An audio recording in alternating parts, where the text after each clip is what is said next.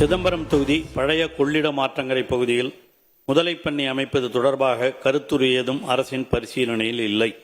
தஞ்சாவூர் மாவட்டம் அணைக்கரை பகுதியில் முதலைகள் பாதுகாப்பு மையம் ஒன்றை அமைக்க அரசாணை வெளியிடப்பட்டு தற்போது முதற்கட்டமாக ரூபாய் 32 லட்சம் ஒப்பளிப்பு செய்யப்பட்டு பணிகள் மேற்கொள்ளப்பட்டு வருகின்றன.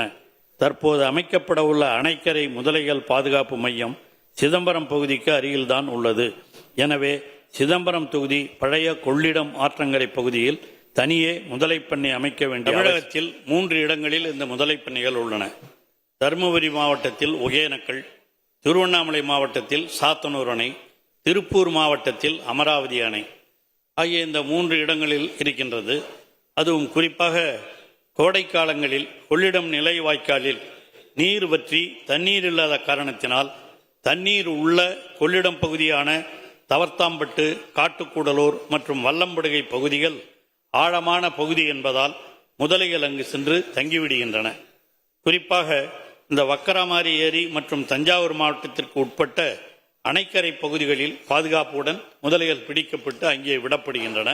ஆகவே இந்த முதலைகளை பொறுத்தவரையில் 14 முதலைகள் இவ்வாறு மீண்டும் நீர்நிலைகளில் விடப்பட்டுள்ளன. பிடிக்கப்பட்டு அவைகள் சிதம்பரம் பகுதியில் உள்ள அந்த முதலைகள் எல்லாம் இந்த நீர்நிலைகளில் விடப்பட்டுள்ளன. முதலைகள் பாதிக்கப்பட்ட 2 நபர்களுக்கு இழப்பீட்டுத் தொகையாக தலா ரூபாய் 25,000 வீதம் மொத்தம் ரூபாய் 50,000 கடந்த 21/3/2025 அன்று வழங்கப்பட்டுள்ளது. ஆகவே அந்த பகுதியை பொறுத்த வரையில் முதலைகள் எல்லாம் தஞ்சாவூர் பகுதியிலே இப்பொழுது மீண்டும் அந்த முதலைப்பண்ணை ஆரம்பிப்பதற்காக முதலமைச்சர் அவர்கள் உத்தரவிட்டிருக்கிறார்கள். அதையும் அமைப்பதற்கு ஏற்பாடுகள் செய்யப்பட்டிருக்கின்றன.